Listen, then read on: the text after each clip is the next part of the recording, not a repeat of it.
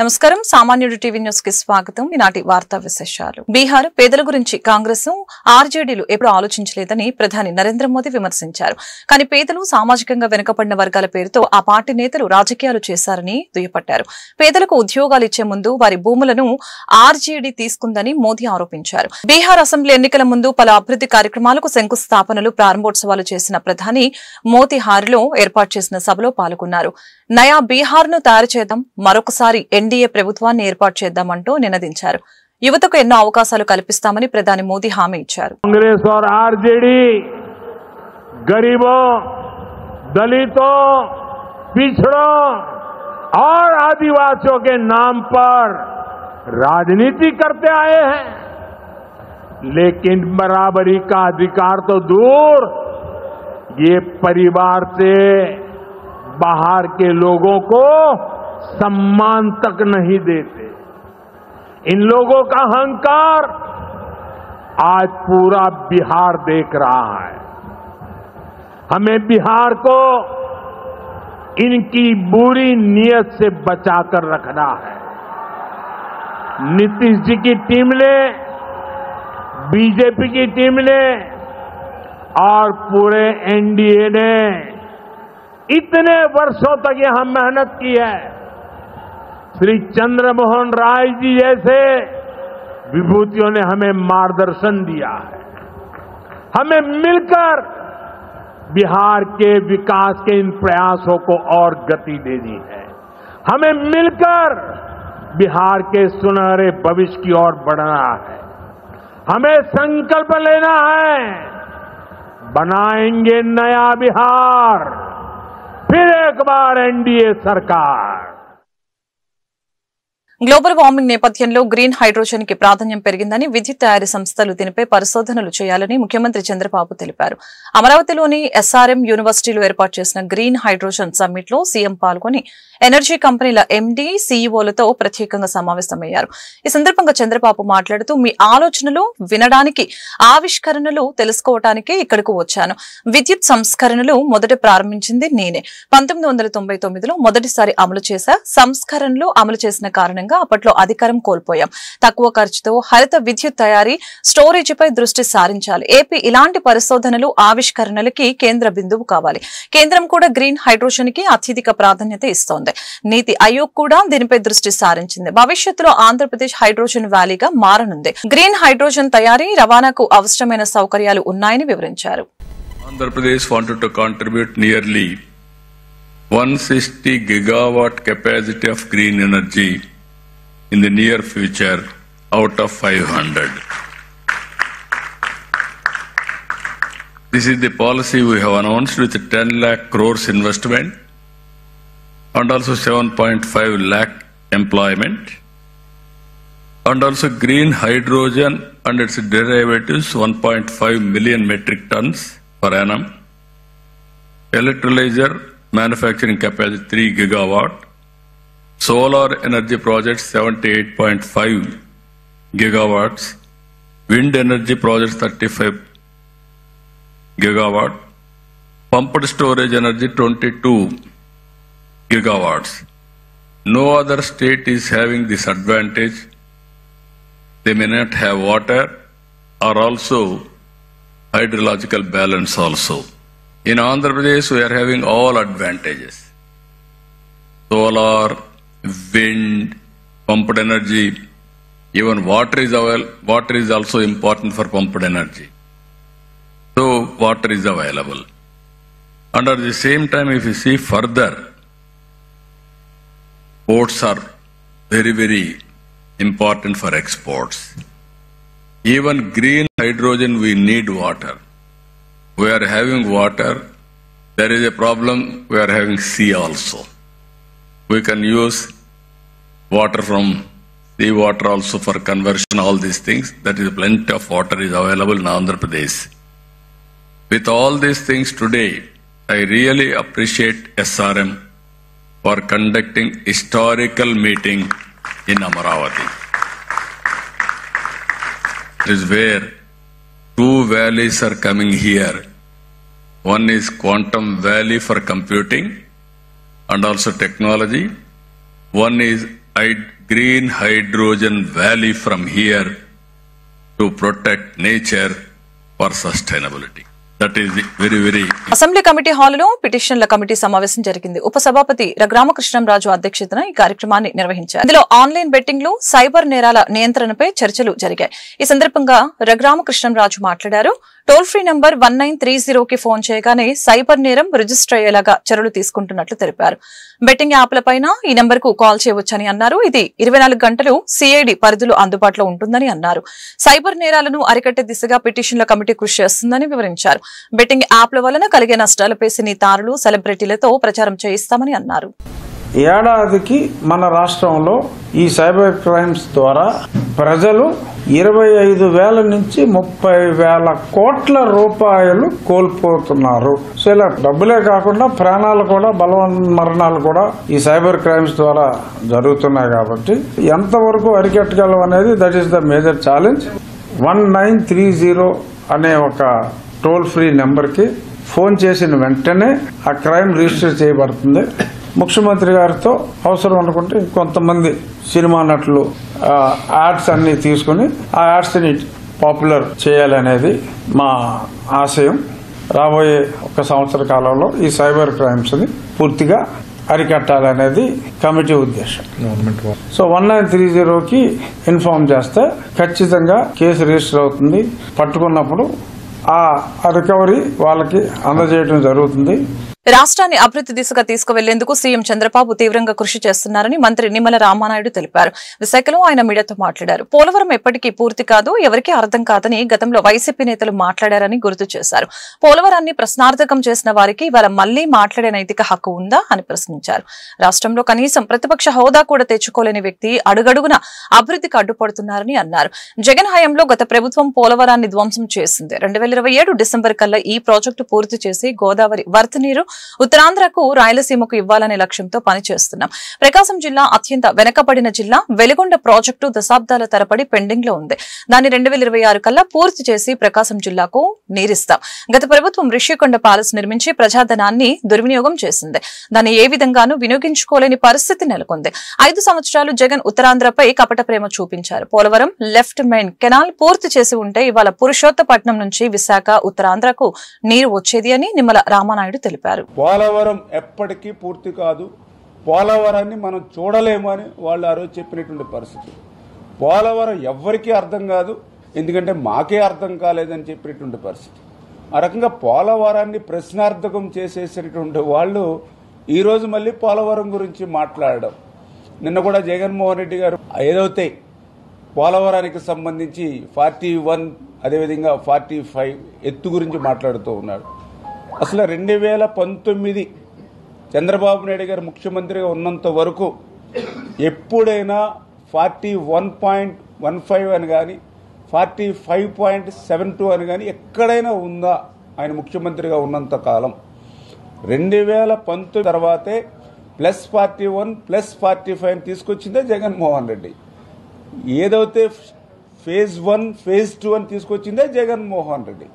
అంటే ఆ రకంగా పోలవరానికి ధ్వంసం ఆంధ్రప్రదేశ్ రాష్ట్రంలోనే చేయడం కాకుండా కేంద్రంలో కూడా ఆ రోజు నీ కేసుల భయమో లేకపోతే నీ ఆస్తుల కోసమో నీ బెయిల్ రద్దు కోసమో ఆ రోజు విధ్వంసం చేసినటువంటి పరిస్థితుల్లో మళ్ళీ ఈరోజు ఆ పోలవరాన్ని రేపు 2027 డిసెంబర్ కల్లా పూర్తి చేసి ఆ గోదావరి వరద నీరు ఇటు ఉత్తరాంధ్రకు అటు రాయలసీమకు వస్తామని ఒక లక్ష్యంతో ఈ రోజు ఈ ప్రభుత్వం పనిచేస్తుంది. ఎన్నికలకు ముందు ఇచ్చిన హామీలన్నీ ఒక్కొక్కటిగా నెరవేరుస్తున్నామని ఏపీ పురపాలక శాఖ మంత్రి నారాయణ తెలిపారు. అనంతపురంలో నిర్వహించిన సుపరిపాలనలో తొలి అడుగు కార్యక్రమంలో నారాయణ పాల్గొన్నారు. ఇచ్చిన మాట ప్రకారం ఏ ఒక్క హామీ నుంచి వెనక్కి తగ్గేది లేదు. సీఎం చంద్రబాబుకి ఉన్న అపార అనుభవంతో రాష్ట్రాన్ని ముందుకు తీసుకువెళ్తున్నాం. ఆగస్టు 15 నుంచి మహిళలకి ఉచిత బస్సు ప్రయాణం సౌకర్యం కల్పిస్తున్నాం. రాష్ట్ర అభివృద్ధి జరిగితేనే యువతకు ఉపాధి అవకాశాలు పెరుగుతాయి. గత వైసీపీ ప్రభుత్వం చెత్తపై పన్ను వేసింది, కానీ చెత్త తొలగించలేదు. కూటమి ప్రభుత్వం రాగానే చెత్తపై పన్ను తొలగించామని మంత్రి తెలిపారు. లెగసీలని చూస్తే 85 లక్షల టన్నుల చెత్త మిగిలిపోయింది. 85 లక్షల టన్నులు. ముఖ్యమంత్రి గారు రేపు వచ్చే అక్టోబర్ 2వ తేదీకి రాష్ట్రంలో ఉన్న 85 లక్షల టన్నులు తొలగించాలని ఆదేశించారు. దాని మీద యాక్చువల్ వర్కౌట్ చేసి టెండర్లు పెద్ద పెద్ద కంపెనీలు పిలిచాము, వాళ్ళందరికి ఇచ్చాం. రోజుకి 46,000 టన్నుల లెగసీని బయటికి పంపిస్తున్నారు. ప్రతిరోజు 46,000 టన్నులు. 85 లక్షల టన్నులలో 85 లక్షల్లో 50 లక్షలు పూర్తి చేశాం. మరొక 35 లక్షలు చేయాలి. అవి కూడా వచ్చి అక్టోబర్ 2కి అయ్యేటట్టుగా ఈరోజు మున్సిపల్ శాఖ చేస్తుంది. ప్రతి ఇంటికి, వీధికి కాదు, ఇంటికి ట్యాప్ కనెక్షన్ ఉండాలి. ట్యాప్ కనెక్షన్ ఉండే విధంగా వర్క్ చేయమంటే నేను 2019 ఫిబ్రవరి అప్పుడు నేనే మంత్రిని శాఖకి 5,350 కోట్లతో ఏషియన్ ఇన్ఫ్రాస్ట్రక్చర్ ఇన్వెస్ట్మెంట్ బ్యాంక్ లో శాంక్షన్ చేయించాం. 70% వాళ్ళు ఇస్తారు, 30% మనం. అది రీపేమెంట్ 30 సంవత్సరాలు రాష్ట్ర ప్రభుత్వం కడుతుంది. చేస్తే ఫస్ట్ ఇన్స్టాల్మెంట్ వాళ్ళు ఇచ్చారు. కానీ అప్పుడున్న రాష్ట్ర ప్రభుత్వం, గత ప్రభుత్వం మ్యాచింగ్ ఫండ్ 30%కి అది పోయింది. మళ్ళా ఈ ప్రభుత్వం వచ్చిన తర్వాత ముఖ్యమంత్రి గారు దాన్ని మళ్ళా కేంద్రంతో మాట్లాడి ఎన్డీఏ ప్రభుత్వంతో, ఎన్డీఏలో ఉన్నాం కాబట్టి దాన్ని మళ్ళా రివైజ్ చేయించారు. దాని టెండర్ కూడా ఈ నెలాఖరాకు వస్తుంది. అదేవిధంగా అమృత స్కీమ్ 8,500 కోట్లతో కేంద్ర ప్రభుత్వం ఇచ్చిన ప్రాజెక్ట్ 2020లో. అది ఎందుకు ఇచ్చిందంటే ప్రతి ఇంటికి ట్యాప్ కనెక్షన్ ఉండాలని. దానికి ఫస్ట్ ఇన్స్టాల్మెంట్ వాళ్ళు ఇచ్చారు. గత ప్రభుత్వం మ్యాచింగ్ ఫండ్ ఇక అది కూడా ఆగిపోయింది. దాన్ని కూడా రివైజ్ చేసి టెండర్లు పిలిచాం. ఈ నెల 28వ తేదీ టెండర్ రీఓపెన్ చేస్తున్నాం. రీఓపెన్ చేయగానే వెంటనే 8,500 కోట్లకు సంబంధించిన ప్రాజెక్ట్ ని టేకాఫ్ చేసి రాబోయే 2 సంవత్సరాల్లో గుంటూరు శంకర విలాస ఫ్లైఓవర్ బ్రిడ్జి విస్తరణలో భాగంగా భూసేకరణకు అంగీకరించిన షాపుల యజమానులకి పశ్చిమ ఎమ్మెల్యే గల్లా మాధవి పరిహార చెక్కులను అందజేశారు. ఎమ్మెల్యే కార్యాలయంలో శుక్రవారం 5గురికి 25,50,000 రూపాయల చెక్కులను పంపిణీ చేశారు. గుంటూరులో నెలకొన్న ట్రాఫిక్ సమస్యని పరిష్కరించేందుకే ఫ్లైఓవర్ బ్రిడ్జి నిర్మాణం చేపట్టినట్లు వివరించారు. కూటమి ప్రభుత్వ పాలనలో ప్రజలందరూ సంతోషంగా ఉన్నారని గుంటూరు తూర్పు ఎమ్మెల్యే మహమ్మద్ నజీర్ స్పష్టం చేశారు. సూపర్ 6 పథకాలన్నీ పేదల జీవితాలలో వెలుగులు నింపుతున్నాయని పేర్కొన్నారు. గుంటూరు తూర్పు నియోజకవర్గ పరిధిలో అభివృద్ది పనులు శరవేగంతో కొనసాగుతున్నాయని చెప్పారు. శుక్రవారం స్థానిక నెహ్రూ నగర్, మోతీలాల్ నగర్ లో జరిగిన సుపరిపాలనలో తొలి అడుగు కార్యక్రమంలో ఎమ్మెల్యే పాల్గొన్నారు. ఈ సందర్భంగా ఇంటింటికి వెళ్లిన ఎమ్మెల్యేకు స్థానికులు అపూర్వ స్వాగతం పలికారు. ఈ మేరకు ఆయన ఏడాది పాలనలో కూటమి ప్రభుత్వం అమలు చేసిన సంక్షేమం, అభివృద్ది గురించి వివరించారు.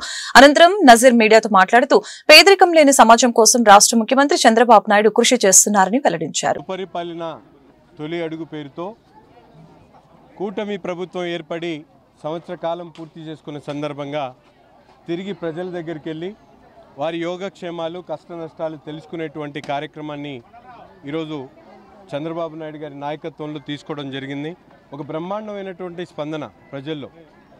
గత సంవత్సర కాలంలో చెప్పినటువంటి వాగ్దానాలు, ముఖ్యంగా పేద మధ్య తరగతి ప్రజలకు అవసరమైనటువంటి సామాజిక పెన్షన్లు 3,000 నుంచి 4,000 చేయడమే కాకుండా గతంలో లేనటువంటి విధంగా 65 లక్షల మందికి పెన్షన్లు ఇచ్చేటువంటి కార్యక్రమం. అంతేకాకుండా గత ప్రభుత్వంలో జగన్మోహన్ రెడ్డి గారు ఏ పిల్లవాడిని చదివిస్తావు తల్లి అంటే ఈరోజు చంద్రబాబు నాయుడు గారు ప్రతి పిల్లవాడు చదువుకోవాలనేటువంటి ఆలోచనతో ప్రతి ఒక్క పిల్లవాడికి కూడా 13,000 రూపాయలు ఇంటికి తల్లికి వందనం పేరుతో ఇచ్చినటువంటి పరిస్థితులు. అంతేకాకుండా పేదవాడి ఆకలి కష్టం తెలిసినటువంటి నాయకుడిగా 5 రూపాయలకి అన్నా క్యాంటీన్లు పెట్టి ప్రతి ఒక్కరిని ఆదుకునేటువంటి కార్యక్రమం, ఉచిత బస్సు కార్యక్రమం కానీ, మహిళల కోసం దీపం పథకం కానీ, ఇవన్నీ కూడా ఒక సంవత్సర కాలంలో పూర్తి చేసినటువంటి పరిస్థితులు. గతంలో 2,000 ఉన్నటువంటి పెన్షన్ని 3,000 చేయడానికి 5 సంవత్సరాలు తీసుకుంటే ఈరోజు 3,000 ఉన్నటువంటి పెన్షన్ని 4,000 ఒక్కసారే చేసి ఈరోజు రాష్ట్ర ప్రజలకు చెప్పినటువంటి వాగ్దాన్ని నెరవేర్చుకోవడమే కాకుండా ముఖ్యంగా మనందరికీ కూడా తెలుసు, రాష్ట్రంలో అభివృద్ధి అనేది ఆమడ దూరంలోకి నెట్టబడబోయింది. ఈరోజు చంద్రబాబు నాయుడు గారు అమరావతి రాష్ట్ర రాజధాని ఏది అంటే ప్రజలు చెప్పుకోలేనటువంటి పరిస్థితులు. ఈరోజు గర్వంగా ప్రతి ఒక్కళ్ళు కూడా ఏకైక రాజధాని అమరావతి అనేటువంటి విధంగా దాన్ని అభివృద్ధి చేయడంతో పాటు రాష్ట్రంలో నలుమూల కూడా ఒక పల్లెటూరు నుండి గుంటూరు సిటీకి సంబంధించినటువంటి ప్రతి ఒక్క రోడ్ను కూడా అభివృద్ధి చేసేటువంటి కార్యక్రమం. ముఖ్యంగా 25 కోట్ల రూపాయలతో గుంటూరు తూర్పు నియోజకవర్గంలో ప్రతి ఒక్క మురికివాడల దగ్గర నుంచి, శివారు ప్రాంతాల దగ్గర నుంచి, ప్రతి ఒక్క కాలనీలో కూడా రోడ్ల దగ్గర నుంచి, డ్రైన్ల దగ్గర నుంచి, వీధి దీపాల దగ్గర నుంచి కూడా అన్ని విషయాల్లో కూడా ప్రత్యేకంగా శ్రద్ధ తీసుకొని పనిచేస్తూ ఉన్నాం. తప్పకుండా ప్రజాక్షేత్రంలో ఎవరికి ఎటువంటి ఇబ్బంది వచ్చినా శాసనసభ్యుడిగా నేను, అలాగే కూటమి నాయకత్వం యావత్తు కూడా ప్రజల దగ్గరకు వస్తాం, ప్రజాక్షేత్రంలో ఉంటాం, వారికి జవాబుదారీతనంగా పనిచేస్తామని చెప్పి ఈ సందర్భంగా తెలియజేస్తూ చంద్రబాబు నాయుడు గారి నాయకత్వం ద్వారానే ఈ రాష్ట్రాన్ని ముఖ్యవృద్ధి సాధ్యమవుతుంది. ఈరోజు చూస్తూ ఉన్నాం ప్రతిపక్షం లేనటువంటి జగన్మోహన్ రెడ్డి గారు ఈరోజు తొలి అడుగు సుపరిపాలన తొలి అడుగని కార్యక్రమంలో 56 డివిజన్ నెహ్రూ నగర్లో జరిగింది. ముఖ్య అతిథిగా మా నసీర్ అహ్మద్ గారు తూర్పు నియోజకవర్గ శాసనసభ్యులు ఇచ్చేశారు.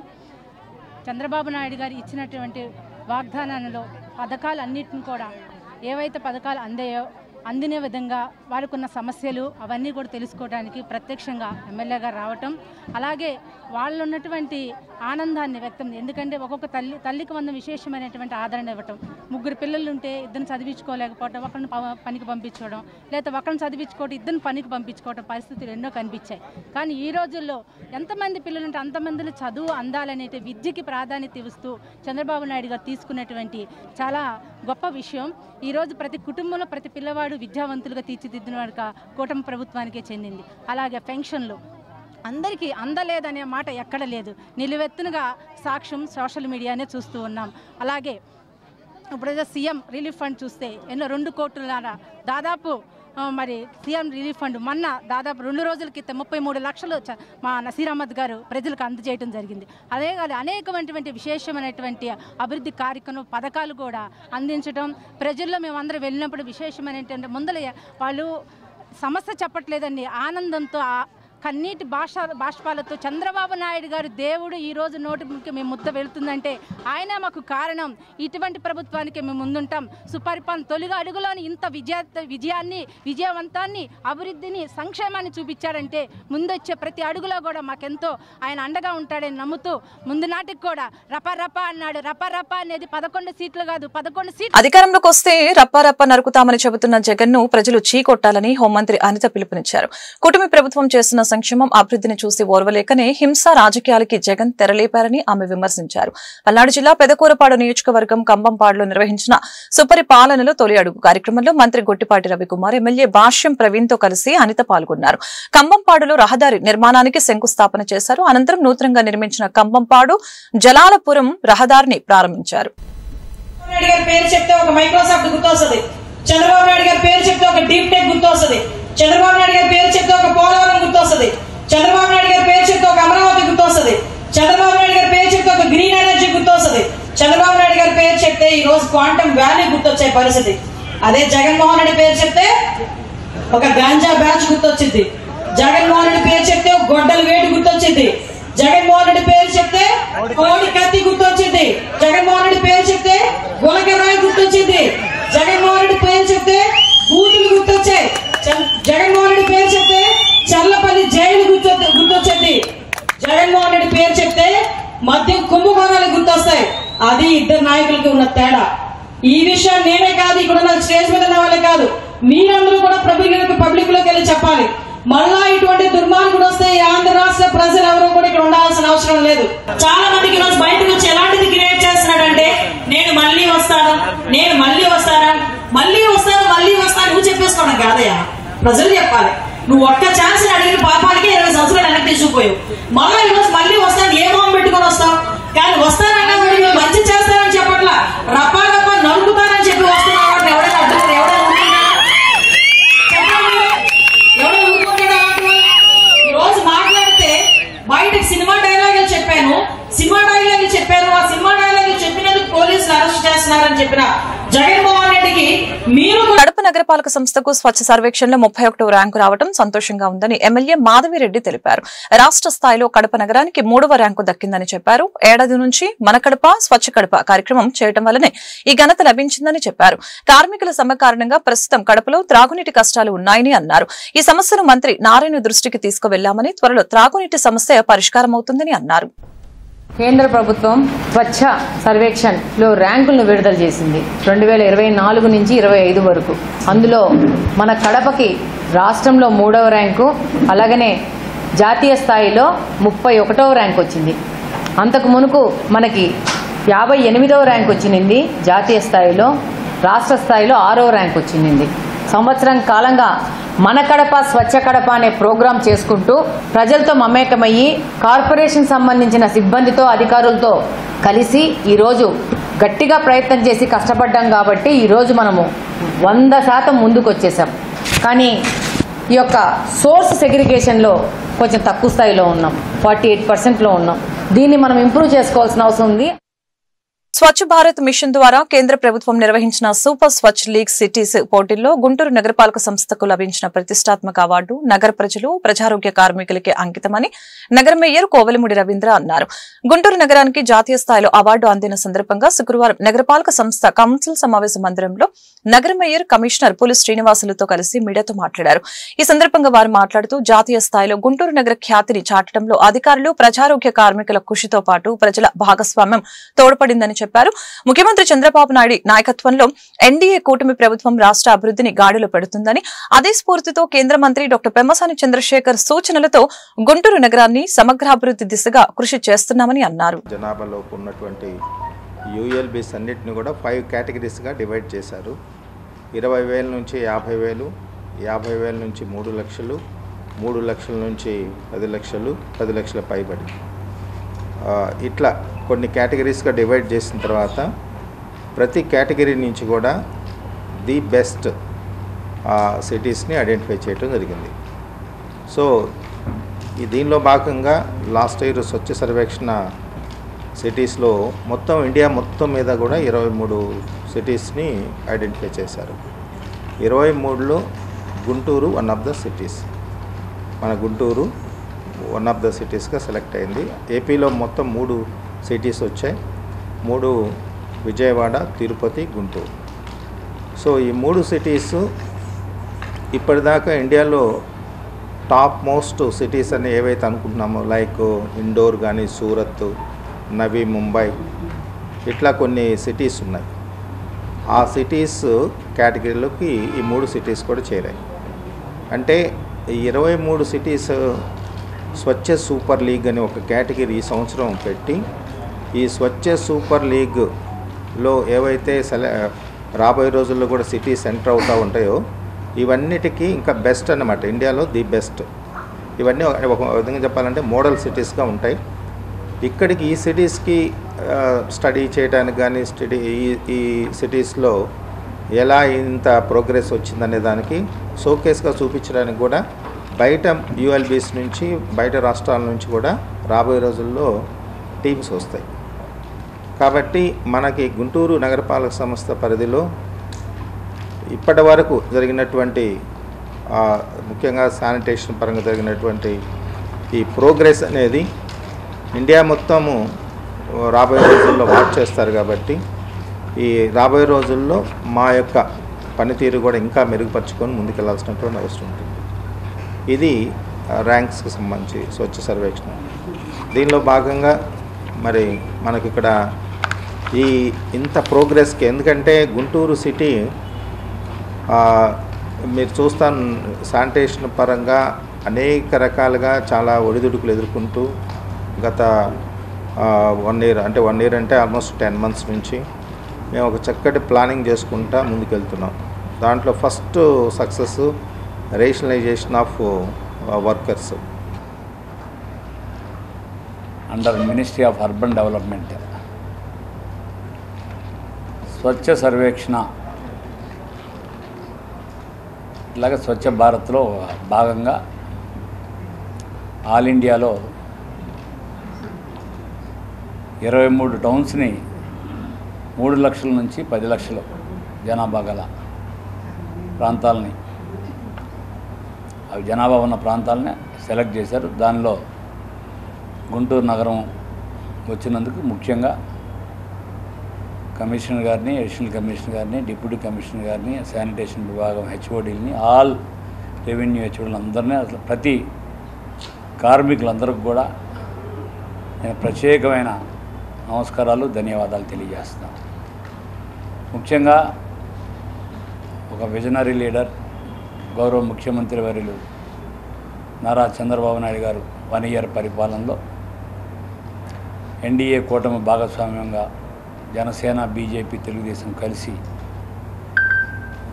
ఈ రాష్ట్రాన్ని ఒక గాడిలో పెట్టే విధంగా ఏ విధంగా ప్రయత్నిస్తున్నారో అట్లాగే గౌరవ కేంద్ర మంత్రివర్యులు, ముఖ్యంగా మనం చెప్పుకోవాల్సిన విషయం, గౌరవ కేంద్ర మంత్రివర్యులు పెమ్మసాని చంద్రశేఖర్ గారు, మన ప్రీతమ నాయకులు, పార్లమెంట్ సభ్యులు గుంటూరుకి, ఆయన మొదటి నుంచి ఒక ప్రత్యేకమైన గుంటూరు నగరం మీద ఒక టాస్క్ పెట్టి ఆయన ఎటు నుంచి ఎటు కారులో వెళ్తున్నా కానీ పలానా బాగోలేదు పలానా డిపార్ట్మెంటల్గా ఆయన ఇమీడియట్గా ఫోటోలు పెడతాం మెసేజ్ చేయటం ఈ 1 ఇయర్లో ఆయన ప్రత్యేకమైన శ్రద్ధ చూపించి మనం ఈ శ్రద్ధ వల్ల కూడా మనకి ఈ యొక్క అవార్డు వచ్చినందుకు ఆయనకు ప్రత్యేకమైన ధన్యవాదాలు తెలియజేస్తున్నాను. అట్లాగే గౌరవ ఎమ్మెల్సీస్ ఆలపాటి రాజేంద్ర ప్రసాద్ గారు, అట్లాగే ఎమ్మెల్యేస్ రామాంజనేయులు గారు, మాధవి గారు, నజీర్ గారు, ఇంకో ఎమ్మెల్సీ కూడా ఉన్నారు యేసురత్నం గారు, వీళ్ళందరూ కూడా ఇక్కడ మున్సిపల్ కార్పొరేషన్ సంబంధించి ప్రత్యేకమైన సూచనలు సలహాలు కూడా ఇచ్చి వాళ్ళు కూడా ఏ విధంగా చెప్పేవాళ్ళు శానిటేషన్ విధంగా ఉండాలనేది కూడా మన సూచనలు మనం ప్రతి కౌన్సిల్లో కూడా ప్రత్యక్షంగా మీరు కూడా లైవ్లో పెట్టారు చూశారు. వారి సూచనలన్నీ కూడా పరిగణలోకి తీసుకొని కమిషనర్ గారు ఆయన ఒక 1 ఇయర్ బ్యాక్ వచ్చినప్పుడు ఇండోర్లో ఆయన కలిశారు. మీకు ఎట్లా వస్తుంది ఏంటి మీ సూచనలు ఏంటని ఒక కమిషనర్ని మేయర్ని కలవడం జరిగింది. నిన్న కూడా వాళ్ళు సర్ప్రైజ్ అయ్యారు, మీరు మా దగ్గర సలహాలు తీసుకుని ఎట్లా రాగలిగారు ఈ సర్కిల్లో అని చెప్పి మమ్మల్ని మీటింగ్ హాల్ 2003 డిఎస్సి ఉపాధ్యాయులకు పాత పెన్షన్ విధానం ఓపీఎస్ ను అమలు చేయాలని మాజీ ఎమ్మెల్సీ కెఎస్ లక్ష్మణరావు డిమాండ్ చేశారు. ఉపాధ్యాయుల సమస్యల్ని పరిష్కరించాలని డిమాండ్ చేస్తూ శుక్రవారం మధ్యాహ్నం నగరంలోని జిల్లా కలెక్టర్ కార్యాలయం ఎదుట ధర్నా చేపట్టారు. ఈ సందర్భంగా మాజీ ఎమ్మెల్సీ లక్ష్మణరావు మాట్లాడారు. తక్షణమే కూటమి ప్రభుత్వం స్పందించి మెమో నెంబర్ 57 ద్వారా ఉపాధ్యాయులకు ఓపీఎస్ అమలు చేయాలని డిమాండ్ చేశారు. లేని పక్షంలో ఆగస్టులో చలో విజయవాడ చేపడతామని హెచ్చరించారు. డిఎస్సి ఉపాధ్యాయులకి ఉద్యోగులకి ఓపీఎస్ ఓల్డ్ పెన్షన్ స్కీమ్ అమలు చేయాలని ఈరోజు 13 పాత జిల్లాల్లో కూడా పెద్ద ఎత్తున ధర్నా జరుగుతుంది. గుంటూరులో మన కలెక్టర్ కార్యాలయం దగ్గరికి కూడా పెద్ద ఎత్తున ఉపాధ్యాయులు తరలి వచ్చారు. 2003 డిఎస్సి ఉద్యోగులు ఉపాధ్యాయులు ఇద్దరు కూడా 2004 సెప్టెంబర్ 1 కంటే ముందే వాళ్ళు ఎంపికయ్యారు. మరి కొన్ని సాంకేతిక కారణాల వల్ల 2004 సెప్టెంబర్ 1 తర్వాత వాళ్ళకి నియామకాలు చేశారు. దీనివల్ల వాళ్ళు సిపిఎస్లోకి వచ్చారు. సిపిఎస్ వల్ల వాళ్ళు పూర్తిగా నష్టపోతున్నారు. కాబట్టి 10,000 మందికి ఓపీఎస్ అమలు చేయాలని ఈరోజు ఈ ఉద్యమం జరుగుతుంది. కేంద్ర ప్రభుత్వం మెమో నెంబర్ 57 అమలు చేయమని చెప్పేసి దాదాపు 8 ఏళ్ల క్రితం ఒక మెమో ఇచ్చింది. 15 రాష్ట్రాలు అమలు చేసింది. ఈ రాష్ట్రంలో దుర్మార్గం ఏంటంటే ఐఏఎస్ ఆఫీసర్లు అమలు చేసుకున్నారు కానీ ఉద్యోగులకు ఉపాధ్యాయులకు అమలు చేయటం లేదు. గత ప్రభుత్వం అమలు చేయలేదు 5 ఏళ్ల పాటు. ఈ ప్రభుత్వానికి అనేక సార్లు విజ్ఞప్తి చేశాం. శాసన మండలిలో కూడా నేను మాట్లాడాను. ఆర్థిక మంత్రి పయ్యావుల కేసుల దృష్టికి తీసుకెళ్లడం జరిగింది.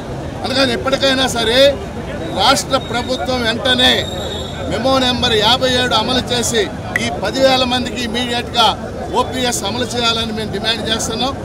వచ్చే నెలలో పెద్ద ఎత్తున చలో విజయవాడ పిలుపు ఇవ్వడానికి కూడా మేము వెనకాడడం. ఖచ్చితంగా ప్రభుత్వం స్పందించి ఈరోజు ఈ స్పందన చూసి వెంటనే వీళ్ళందరికీ ఓపీఎస్ అవ్వాలని చెప్పేసి నా తరఫున అలాగే ఎమ్మెల్సీలు అందరి తరఫున కూడా Mopidevi Shivashankar Rao DSC 2003 teachers forum రాష్ట్ర కన్వీనర్ని. మేము గత 20 సంవత్సరాలుగా డిఎస్సి 2003 వారికి అట్లాగే డిఎస్సిలో సెలెక్ట్ అయినటువంటి పోలీస్ కానిస్టేబుల్స్కి గ్రూప్ 2 వాళ్ళకి ఇతర డిపార్ట్మెంట్లో లా డిపార్ట్మెంట్లో పనిచేస్తున్న ఉద్యోగులందరికీ సుమారు 11,000 మందికి పాత పెన్షన్ ఇవ్వండి అని అడుగుతూ ఉన్నాం. మేము అడగడానికి ఒక కారణం ఉంది. ఆట మొదలైన తర్వాత మధ్యలో ఆట నియమాలు మార్చకూడదని సుప్రీంకోర్టు స్పష్టమైన తీర్పు ఇచ్చింది. ఎందుకంటే మా డిఎస్సి నోటిఫికేషన్ మొదలైనప్పుడు కొత్త పెన్షన్ అనే మాటే లేదు, కొత్త పెన్షన్ అనే ఊసే లేదు. మేము పాత పెన్షన్లో ఉన్నాం, పాత పెన్షన్ వచ్చిందనే పరీక్ష రాసాం, పాత పెన్షన్ కోసమనే ఉద్యోగంలో చేరాం. చేరేటప్పుడు జరిగినటువంటి సాంకేతిక తప్పిదాలు ఆనాటి ఉన్నటువంటి ప్రభుత్వం చేసిన అలసత్వం కారణంగా మేము 2005 నవంబర్ తర్వాత ఉద్యోగాల్లో చేరాల్సిన అవసరం ఏర్పడింది. చేరిన తర్వాత మాకు మొదట్లో పాత పెన్షన్ ఇస్తామని చెప్పి కొత్త పెన్షన్ విధానాన్ని బలవంతంగా అమలు చేశారు. అమలు చేసిన రోజు నుంచి మేము అడుగుతూ ఉన్నాం, ఇంతవరకు స్పందించలేదు. ఈ నేపథ్యంలోనే 2019వ సంవత్సరంలో కేంద్ర ప్రభుత్వం మెమో నంబర్ 57 ఇచ్చింది. ఇచ్చి ఎవరైతే పాత పెన్షన్కి అర్హులు ఉన్నారో వాళ్ళందరికీ పాత పెన్షన్ ఇమ్మన్నారు. దాదాపుగా కేంద్ర ప్రభుత్వంలో 37,000 మంది ఉద్యోగులకి పాత పెన్షన్ ఇచ్చారు. కానీ మన రాష్ట్రంలో మాత్రం ఇవ్వలేదు. అలాగే ఇతర రాష్ట్రాల్లో దాదాపు 16 రాష్ట్రాల్లో మెమో నెంబర్ 57 అమలు చేసి పాత పెన్షన్ ఇవ్వడం జరిగింది. మన రాష్ట్రంలో ఇవ్వలేదు. మేము ఒకటే అడుగుతున్నాం, మా నోటిఫికేషన్ ఇచ్చినప్పుడు ముఖ్యమంత్రిగా చంద్రబాబు నాయుడు గారే ఉన్నారు. 20 సంవత్సరాల తర్వాత మేము ఈ రకంగా రోడ్డు మీద ఎక్కినప్పుడు కూడా ఆయనే ముఖ్యమంత్రిగా ఉన్నారు. దయచేసి మా ఆవేదనని ఆలకించి ఇప్పటికైనా మాకు న్యాయంగా రావాల్సినటువంటి పాత పెన్షన్ ఇవ్వాలని డిమాండ్ చేస్తున్నాం. దీనివల్ల రాష్ట్ర ప్రభుత్వం మీద ₹1 భారం పడేది లేదు. మేము దానికి ఎలా తీయాలనేది కూడా చెప్పాము. 2,500 కోట్ల రూపాయలు NSDL దగ్గర అవకాశం ఉంది. ఆ డబ్బులు తీసుకున్నట్లయితే వెంటనే రాష్ట్ర ప్రభుత్వానికి 1,500 కోట్లు జమ అవుతాయి, ఉద్యోగులకు 1000 కోట్లు వస్తాయి. కాబట్టి వీళ్ళందరికీ న్యాయం చేయాలని కార్యక్రమాన్ని గుంటూరు ప్రభుత్వ ఆసుపత్రి మరొక అరుదైన ఆపరేషన్ కి వేదికైంది. 6 లక్షల విలువైన ఆపరేషన్ ని ఎన్టీఆర్ వైద్య సేవ క్రింద ఉచితంగా నిర్వహించింది. గుంటూరుకి చెందిన 28 సంవత్సరాల జీవన్ శ్రవంతి పొట్ట మీద కణితిలో బాధపడుతూ పలు ఆసుపత్రులు తిరిగి చివరికి గుంటూరు ప్రభుత్వ ఆసుపత్రికి వచ్చారు. గుంటూరు జనరల్ సర్జరీ 4వ విభాగ professor doctor G Kiran Kumar వారి బృందం రోగిని పరీక్షించి అవసరమైన పరీక్షలు చేయించగా శస్త్రచికిత్స చేయాలి అని సూచించారు. ₹1 ఖర్చు లేకుండా diagnostic laparoscope plus tumour wide local excision and composite mesh repair అను శస్త్రచికిత్సను విజయవంతంగా చేశారు. ఈ వివరాలను GJH superintendent doctor Ramana SSP గురువారం మీడియాకు తెలిపారు. శస్త్రచికిత్స చేసి దాన్ని విజయవంతం చేసి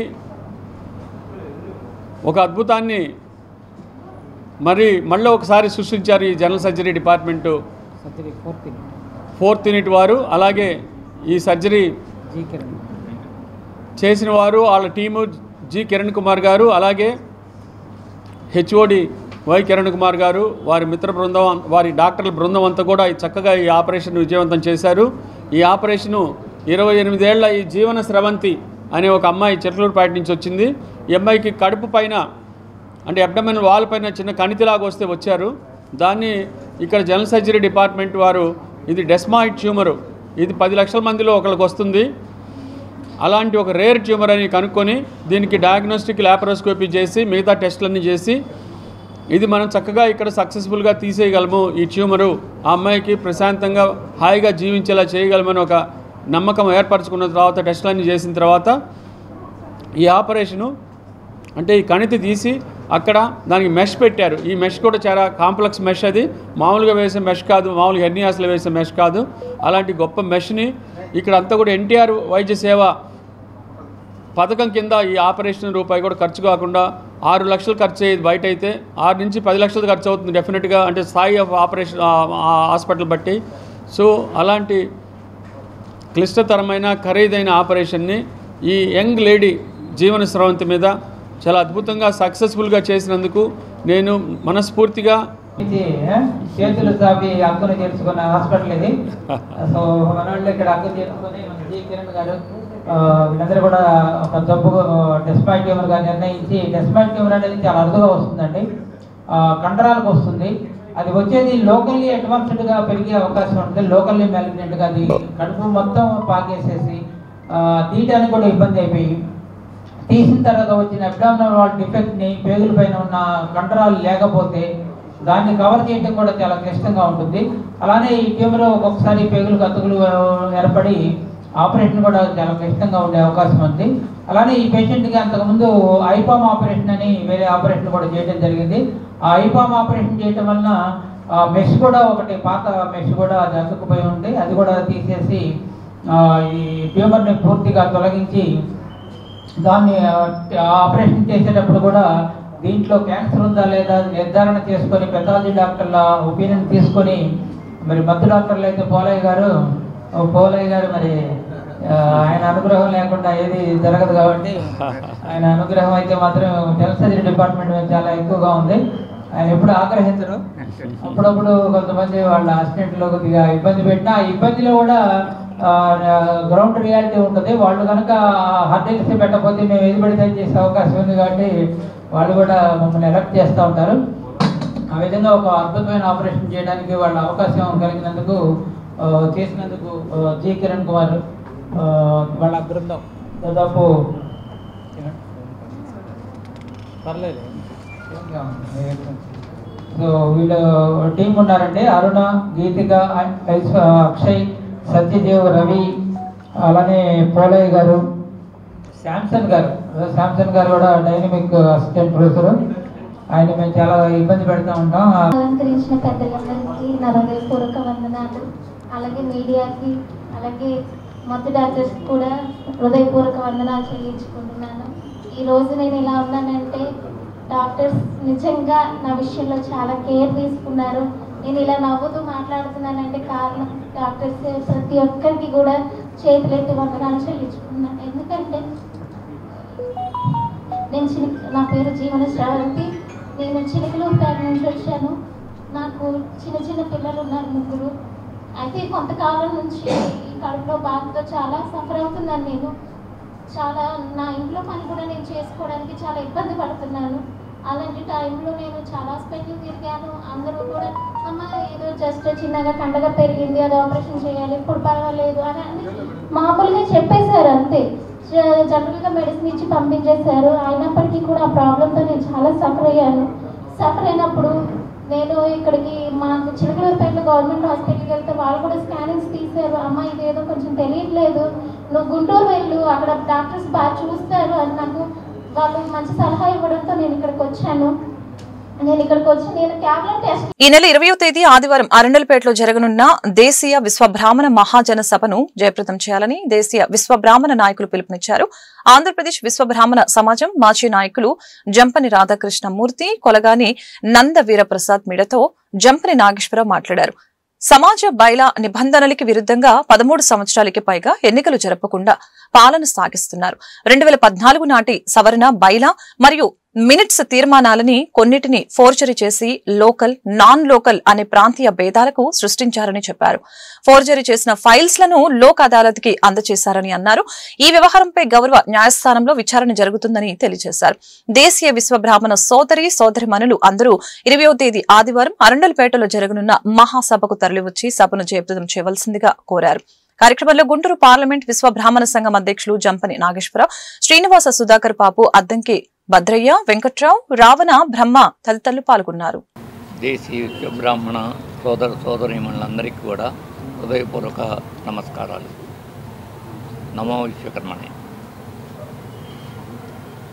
శ్రీ ఆంధ్ర రాష్ట్ర దేశీయ విశ్వబ్రాహ్మణ సమాజ సంరక్షణ సభ్యులైనటువంటి మేము గత 10 సంవత్సరాలకు పైగా న్యాయ పోరాటం చేస్తూ ఉన్నాం. ఈ పోరాటంలో ఎందరెందరో సహకారాన్ని అందించారు. ఈ సమాజం 1934 సంవత్సరంలో స్థాపించబడి దానికి ఖచ్చితమైనటువంటి చట్టాలు చేసి రిజిస్టర్ కాబడి ఉన్నాయి. ఆ బైలా నిబంధనలకు వ్యతిరేకంగా, సొసైటీ యాక్ట్కు వ్యతిరేకంగా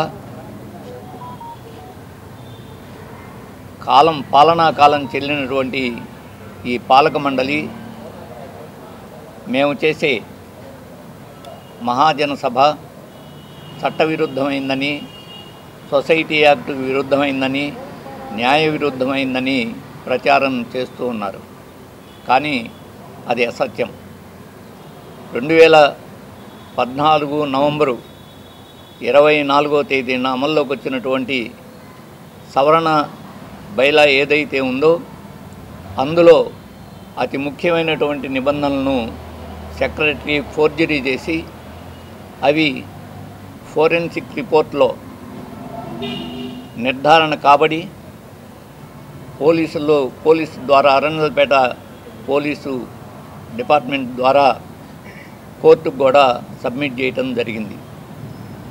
అయినా కూడా ఆ సెక్రటరీ, ఆ అధ్యక్షుడు, వారికి వత్తాసు పలికే వాళ్ళు ఇంకా ఈ అబద్ధాలనే ప్రచారం చేస్తూ ఇది చట్టబద్ధమైన సమావేశం కాదని చెప్పడం జరుగుతుంది.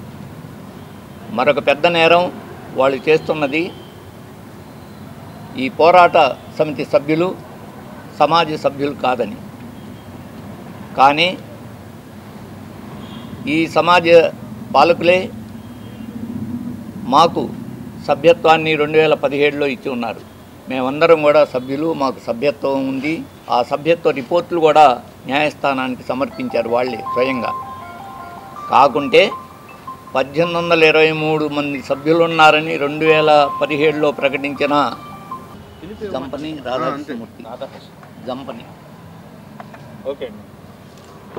మాజీ ఉపాధ్యక్షుడు, రిటైర్డ్ టీచర్. ఓకేనా? ఓకే. అందరికీ నమస్కారం. నా పేరు కొలగాని నందవీర ప్రసాద్, ఆంధ్ర రాష్ట్ర దేశీయ విశ్వబ్రాహ్మణ సమాజం మాజీ కార్యదర్శిని.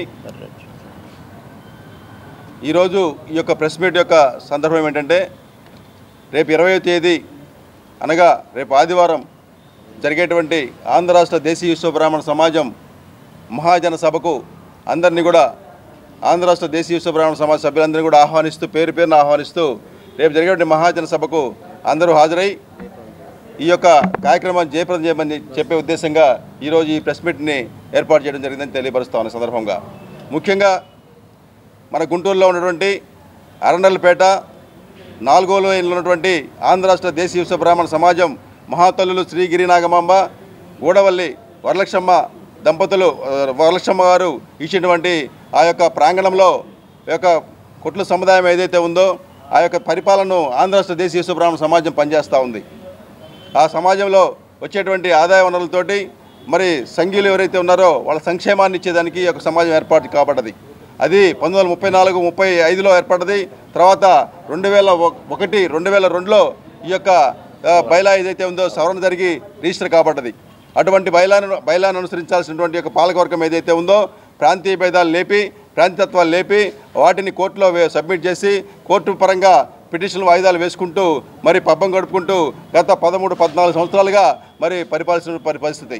వాటి యొక్క దృష్టిలో పెట్టుకొని మరి మహాజనులందరూ కూడా ఈ రోజున ఎన్నాళ్ళు ఈ పరిపాలన చేస్తారు, దీనికి ఒక కార్యక్రమ సమావేశాలు లేవా? ఆర్థిక